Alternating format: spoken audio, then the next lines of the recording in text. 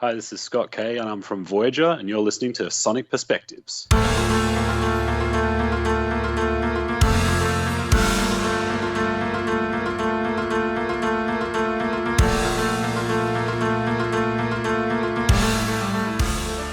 Hello, everyone, and welcome to another interview of Sonic Perspectives. I'm Rodrigo Altaf, and we're going to cut through several time zones today because I'm here in Toronto, and my interviewee today is in Perth, Australia. His name is Scott Kay, and he's the guitar player of the prog metal band Voyager. Scott, how are you today, man? Good, good. How are you, man? I'm good. I'm good. I'm sitting here in the cold, and I can imagine it's in a completely different setting where you are right now. Yeah, just a bit. It actually just hit 40 degrees Celsius for us here in Perth today, so it's a bit of a roaster. Oh wow, yeah, yeah. Well, this is a special interview for me because I used to live in Perth and I didn't know about Voyager until I left Australia. So it's for me, it's a chance to reconnect with the country. Oh, that's really cool. Yeah. What area in Perth are you in? I'm in Doubleview. It's sort of near Scarborough Beach and all that sort of stuff. So I'm about 5 minutes drive from the beach. Yeah, nice area. I used to live in Subiaco and then I moved to East Perth and then Oh, Mount beautiful. Holly. Yeah, yeah, yeah. Oh, that's amazing. Yeah. Well, it's funny because Subiaco has kind of become a bit of a hole these days. There's not really a lot going Really? on there. Yeah. Yeah, it's completely died because we used to have the markets there, but they all shut down. Oh, no way. So it just feels a little bit like gentrified now, which is a real shame. Oh But man. Mount Lawley, on the hand, is really kicking off. So yeah, wow, that's really cool, man. When did you leave Perth? I left in 2010, and then I moved back to my native land, which is Brazil, and then Yeah, 2 years ago I moved back. I moved to Canada. So yeah, amazing. That's really yeah, cool. yeah, yeah. Well, let's talk about Voyager's album number seven, "Colors in the Sun." Mm. Yeah, would you say this is a natural progression of the band since the last album, Ghost Mile? Absolutely. I think now that we've had the same lineup for a couple of records, we're starting to really kind of understand each other, and I feel like we're able to kind of build off past momentum, Hmm. because the band has had different members right up until V, and then from V onwards was the only time in the band's history where we've ever had a consistent lineup. Yeah. Um, so it feels like we get each other now, and we understand what the writing process is going to look like.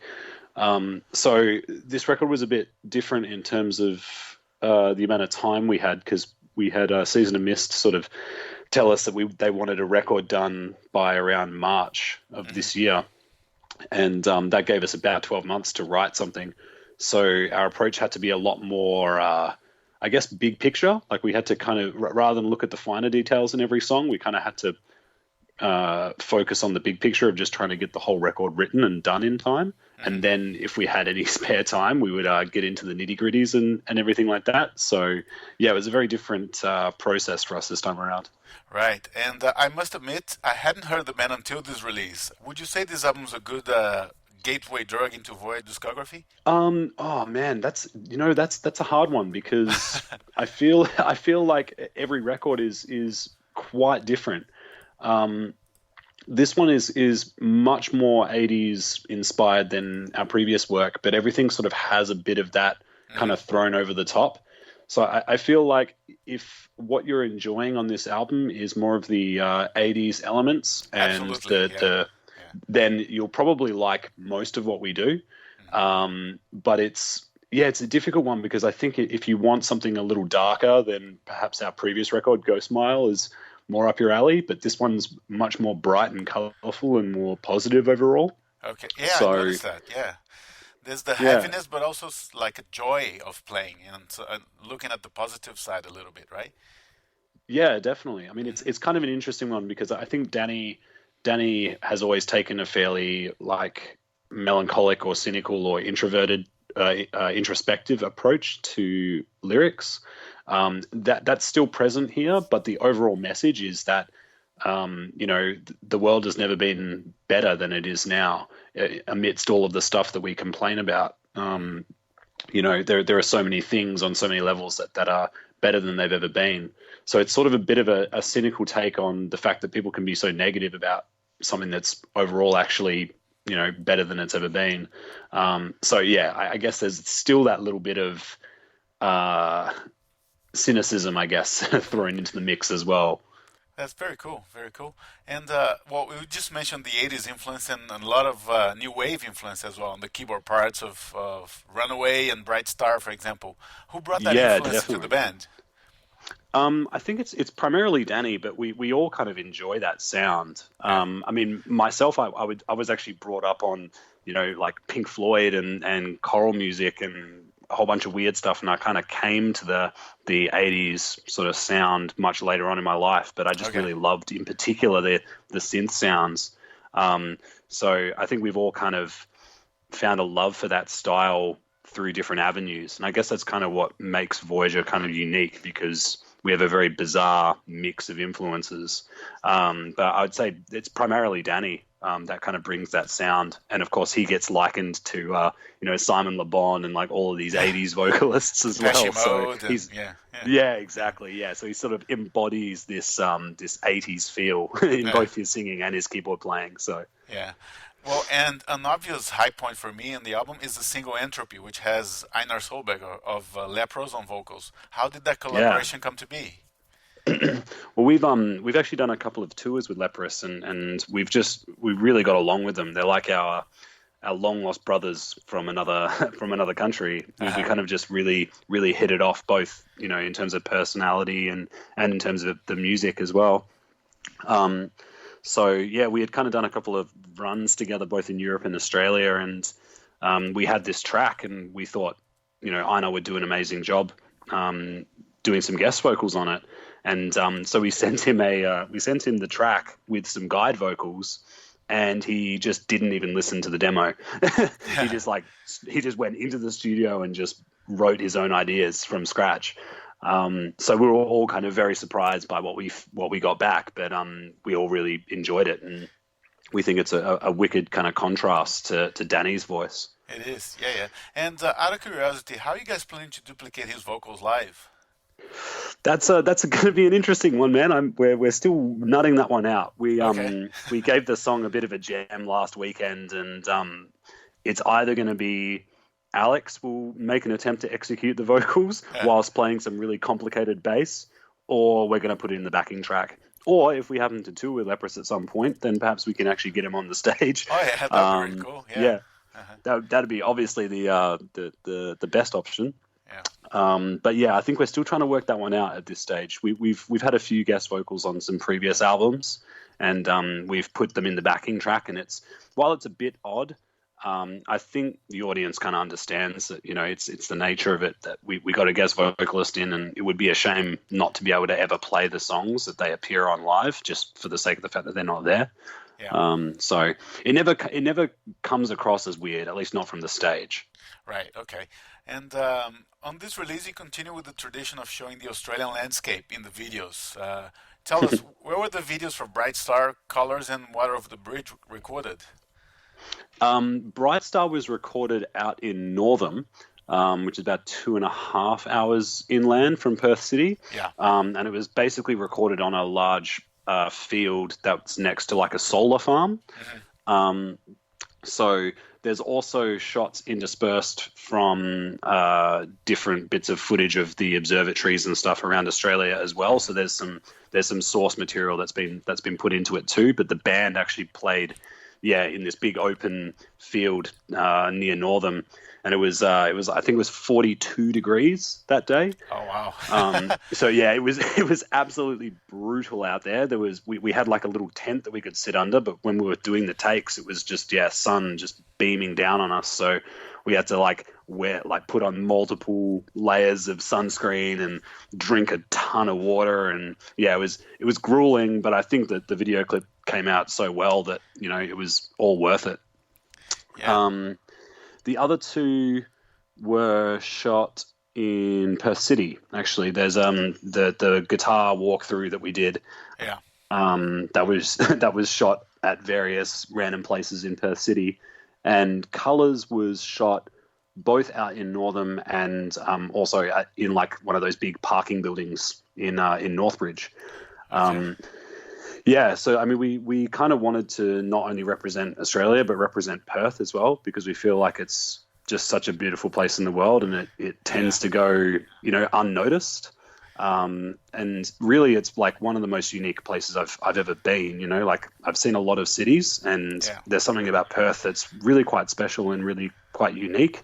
And I think, a lot of people would, when they come to Australia, they would go, oh, you know, Sydney, Melbourne, and then just kind of completely forget that there's a beautiful piece of city on the other side of the country. So we wanted to kind of put Perth on the map a little bit too.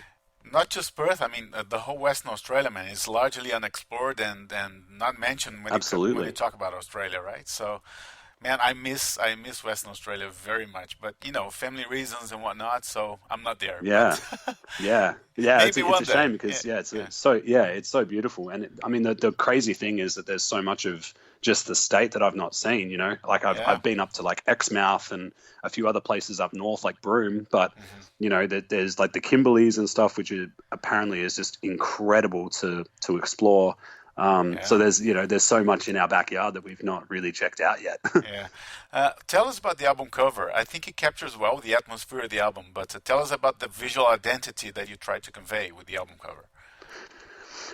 Well, it was actually kind of born of a couple of discussions that we had as a band that we all kind of felt like the record felt when we were playing the songs in the studio, that they just felt really colorful. And Simone in particular, she was really imagining these broad, vivid colors. So Ash, our drummer, who actually does all of our design work, kind of took on board some of those ideas. And we initially were going to call the single Colors in the Sun, but we decided that was a better name for the record. So we decided to shorten the song title. Right. But the album cover is actually 7 different sunsets that Ash had taken from previous times. And all of those little white balls that you see are actually little suns. Oh, okay. But it's obviously been processed to hell and back. So we wanted to throw a little bit of that in there. Ash is very clever with all of this stuff. He tends to kind of, you know, do all this sort of implied stuff in his design work. We also just wanted something that we felt represented the record, and because it felt so colorful playing the songs, and the title obviously has the word colors in it, it just made sense to kind of make it bright and punchy. You know, amidst a bunch of black metal CDs that Season of Mist would put out regularly, this one's going to probably pop a little bit. Yeah. Well, there's certainly an identity on the whole album, not just musically, but from a visual standpoint as well, right? Can you is there a particular concept that you're trying to convey, and what does the name of the album mean? Colors in the Sun is supposed to sort of represent the fact that some of the best places in the world are an amalgamation of different people's ideas. And really, when it comes down to it, there are so many places where, you know, we are like an amalgamation of a colorful spectrum of different people and different ideas and different worlds. So really, Colors in the Sun is supposed to represent that, the sum of its parts, and that the parts are all unique and very different. But that can kind of create something that's very cool and colorful and different. So really, that's kind of what the record is supposed to be about. Generally speaking, we're not really sort of like trying to preach any kind of particular philosophy, but I think it's you know, there's less segregation going on now than ever, and I think that's a great thing, and people are sharing their ideas, and I think that's a lot of what the record is trying to discuss is, you know, the fact that people seem to want to hang on to purity and all of these things, and it's an outdated kind of philosophy, I guess. Absolutely. That it's better to treat each other just as people at a base level, and, you know, sure, we have our disagreements, but, you know, it's so much better when we're in a world where we can discuss those differences and maybe come to a common understanding, you know. Yeah, that's very cool. Very cool. And I noticed that Now or Never has lyrics in German. What do those lyrics mean, and who brought that to the band? Well, I don't speak any German myself. Well, I speak very, very bad German. I'm not actually sure I'm not sure what the lyrics are. You'll probably have to ask Danny. Okay. But the reason why there's German, there's actually Russian on this record as well. Okay. Danny is actually comes from both Russian and German background. Mm. He was actually born in Germany, so he speaks both of these languages. He says he doesn't speak Russian fluently, but I've heard him. He speaks Russian pretty damn fluently as far as I'm concerned. So he is multilingual, and it's a part of, I guess it's just a part of his identity. And so he likes to put a little bit of that in every album. So I'm fairly certain on every Voyager record there's a little bit of German somewhere and there's a little bit of Russian somewhere, as sort of like paying tribute to his heritage. Oh, okay. There's also a Let It Go, the Let It Go part on Reconnected. Anything to do with the movie Frozen? I'm asking because I have a 5-year-old at home. I can't say I know for sure. I have no idea. Right. Sorry. Fair enough. And I don't know if you heard this from anyone else, but to me, on my first listen, I said, there's something off about this record, but I'm pretty sure I'm gonna like it. So to me, it was a grower. I had a weird feeling on my first listen. It didn't grab me too much at first, but I had a sense that I would love it soon enough. And on the second listen or third, I was completely hooked. Cool. It's funny because like for this record, because we had such a short amount of time to get it all done, it actually felt the same even for me. Like when we finished the album, once the rush was over and the stress was done with, and we sent it off for mixing, and when I started hearing mixes back, I was only then really able to properly absorb what we had made, Yeah. And it's a grower for me as well. Like there were a bunch of tracks which I wasn't exactly like, weirdly enough, I wasn't immediately stoked on, which doesn't sound great being the person that, is partly responsible for making it. Yeah. But yeah, it sort of continued to grow on me. And now the record kind of really has its own identity, which I think is really cool. It sounds really not a lot like anything we've ever done before. And we're hearing this same opinion from other people too, that it's kind of, it doesn't hit you with that immediate, kick, but it will grow on people, I think. Man, I'll tell you that I need to prepare for other interviews during the course of next week. But I can't take this record out of my speakers, so that's amazing. It's awesome. Definitely a grower. Yeah. Awesome. Thank you, man. Appreciate that. Yeah, no problem. And like I said, I lived in Australia for a long period of time, and I didn't know there was a prog scene there. I knew Carnival, I knew the Australian Pink Floyd, and to me, that's it. Can you tell us a little bit about the other prog artists from the country? Yeah, sure. It's really kind of exploded just in recent years. Actually, it's probably only been maybe the last decade, I guess, where things have really started to take off. Maybe even less than that. You've got bands like I Built the Sky, Pliny, Caligula's Horse. Oh yeah, Pliny I know of. Yeah. Pliny is just incredible, and he's really he's not only waving the flag for prog music, but also for instrumental music, which is amazing. Yeah. And he's doing incredible things now. Obviously, you've got your Carnival as well. Those are probably all the big exports, as well as 12 Foot Ninja. Oh, okay. Yeah, but it's an interesting sound because I think for whatever reason I can't exactly explain, but these bands all seem to gravitate towards hooks, and even in a style like prog, where it's not necessarily about the hooks, it's more about where the music takes you. Prog tends to take you on a bit of a musical journey, but for some reason there's something about Australian prog bands that really like to sink their teeth into a good guitar hook or a good vocal hook. Yeah. And so I feel like that's kind of the cohesive style that Australian progressive music has. And it's cool because I think that it as a style and as a sound is now starting to really make its way overseas. And people can kind of identify the fact that it's Australian prog by kind of the style of it, I guess. Right. Yeah, so there's lots of cool bands coming up, and it's a really thriving scene at the moment. It's actually, it's really encouraging. That's cool to hear, man. Yeah. And tell us a little bit about the gear you use. I know you use Mayones guitar, so I'd like to hear about that choice and what kind of amps and pedals do you use? Yeah, I moved to Mayonnaise 3 years ago. I went with them because I was originally playing a lot of Ibanez guitars, and the Duvel model kind of looked like what I was used to already.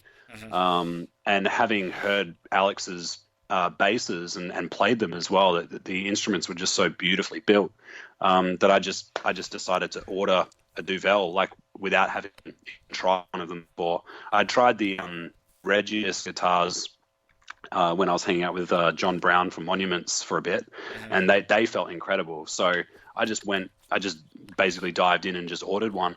And oh man, it's such a cool instrument. It's beautiful. It's really well made. Like the attention to detail is incredible. Yeah, it's just a fantastic instrument, and it's a real workhorse. Like I can treat that thing like crap, and it'll take it. So yeah, I have nothing but love for Mayonnaise. I think they're doing amazing things. We were originally using Axe-Fx, which is pretty much what everyone's been using since they've been released. But Simone and I have actually moved over to Helix. We're actually both using the Helix Stomp, which is the sort of compact version of the Helix pedals, and it's just an incredible piece of gear. It has everything that the larger Helixes have. The only difference is that there's a few less effects blocks, but it basically can do everything that I need. It has good amp sims, good effects. It has a parallel chain, so I can do all this cool delay and reverb stuff that I like to do. And it's basically the size of both my hands put together, so I can literally put it into my backpack and tour with it, which is amazing because the Axe-Fx's on tour were just getting destroyed by baggage handlers and getting destroyed in transit. You hear, everyone knows all those nightmare stories. So we moved over to the Stomps, and we absolutely love them. We think that it's just an incredible piece of gear. Apart from that, I'm using a Matrix power amp to run it, and Simone's using her Mesa mini rectifier, which is like a little 15-watt amp head, which is really cute, but is an absolute powerhouse amp. And yeah, we're just trying to make everything as compact as possible because it's very expensive to fly a lot of gear around. So we're just trying to minimize as much as possible. Yeah, makes sense, of course. Yeah. And I know you guys played in ProgPower a number of times, and it's a festival I've never been to yet. I'm planning to correct that next year. Yeah, definitely. Yeah, a lot of people say there's a special energy in that festival, in the crowd. What kind of memories can you share of playing there? Well, I mean, I guess there's both ProgPower USA as well as ProgPower Europe. They're both, so the ProgPower Europe is just really, really cool because it feels very intimate and it feels very homely. And the people who go there tend to have gone there for a really long time. So there's this really strong sense of community there that I don't think larger scale festivals can really produce. There's something really nice about the vibe there because it's so close knit, and because it's just prog and power prog music, it means that the people who are there are like really dedicated to the style. So they're the kinds of fans that sit and analyze everything and really they want to know all of the inner workings and the details. They're nerds like we are, So in a way that's really awesome. Like there are very few casual listeners of prog at that festival. But by the same token, I don't feel like a great sense of elitism either. I think people are generally pretty open and pretty honest about what they like. So yeah. Yeah, we've done a few podcasts about ProgPower in the US, of course, but it gets a lot of attention, man. These guys are dedicated for sure. Yeah, definitely. And it's also really funny to see the attitude difference between Europeans and Americans. Like Americans are generally really big and boisterous, and they'll ask really finely detailed questions, but then the European fans are so much more like blunt and more honest about their thoughts on things. So yeah, it's quite an interesting contrast. You've got two different groups or you've got the same kind of fan, but because of the culture of America versus the culture of Europe, that the attitudes tend to be quite different on average. So it's really fascinating to see those differences. But at the end of the day, we're all there to listen to some good music. So Did you guys ever discuss the possibility of touring North America? I mean, it's a very tough market to crack, but with the right bill, I think that might be possible, right? Yeah, definitely. We've been a few times, but we've never done a headline run Hmm. ourselves. Yeah, But I think we plan to change that this cycle because, yeah, we really want to give it a solid go. It's really the difficulty is just logistics and money and, all of the boring stuff. yeah, Because we need to find something that works for us and we need to make sure that we don't find ourselves in bucket loads of debt as a result of doing something like that, because yeah. that doesn't allow us to continue to do these things. So it's always a matter of trying to take the best possible option. And sometimes those options pass us by. Like we've had a few offers to get over to the US, but we've just been unable to do it either because we've already done too much touring, or the budget just doesn't allow for it, any number of reasons. Yeah. So we really do want to make an effort to get over there this time around, and actually it'd be sick to get to South America as well, because I've only heard good things about shows Yeah. in South America, Well, that the fans are just hyper dedicated. they are, man. If you look at shows of bands, not even like massive bands, but smaller scale bands like Haken or Mm. Leprous, the crowd Hmm. goes crazy, absolutely crazy. Yeah. Yeah. Yeah, it's just it sounds so cool. I mean, we've only, Yeah. we've only done one show in Mexico City, but that show was amazing too. Like Yeah. everyone's so passionate, and so energized by it. It's really cool. Yeah, the other thing is, I don't think South America gets as many shows as North America, for example. So Yeah, every show is like the last one they're gonna get, or something like that. yeah, So yeah. That's a good yeah, point too. Yeah, they're definitely not spoiled the way that North America is spoiled for choice. yeah, So I think in a way that does fuel the energy a little bit more, which is amazing, because yeah, I think Australia kind of gets the same treatment, but I think we're a little we don't appreciate things the yeah, way that you guys do, um, if I'm honest. yeah, So yeah, it's really nice to see that the energy is always super massive and super positive there. It's amazing. yeah. Well, there's a few dates in Australia until the end of the year. Some festivals Mm. already booked for 2020. What else can we expect in terms of tour dates next year? You can expect Europe. Hmm. Australia can expect a tour. Apart from that, everything is still in planning stages, because we're sort of just winding down from the actual, release excitement and all that sort of stuff. So Yeah. we're still trying to work out what options we have available to us. Hmm. But yeah, I do expect that there'll be some overseas runs next year, as well as some Australian shows as well. All right, man. I will keep my fingers crossed that you guys make it to Canada one day. All Oh, right. that would be amazing, dude. Yeah. And actually, in honesty, I love Toronto. Toronto is one of my favorite cities outside of Perth. Yeah. It just has a really kind of homely feel to it, and yeah, I really enjoyed it over there. Yeah. So hopefully we can make it back. I hope so, man. I hope so. Well, Scott, thank you so much for your time. I wish you a great end of the year and all the best with the new release. Thank you so much, man. Appreciate it. Thanks. Thanks. For our viewers out there, thank you so much for listening, and please show your support by following us on Facebook and Twitter, subscribe to our YouTube channel, recommend us to your friends, your family, your pets, anything counts. We're finishing up now, and we'll play a song of the new Voyager album, Colors in the Sun. This one is called Entropy. Take care and rock on.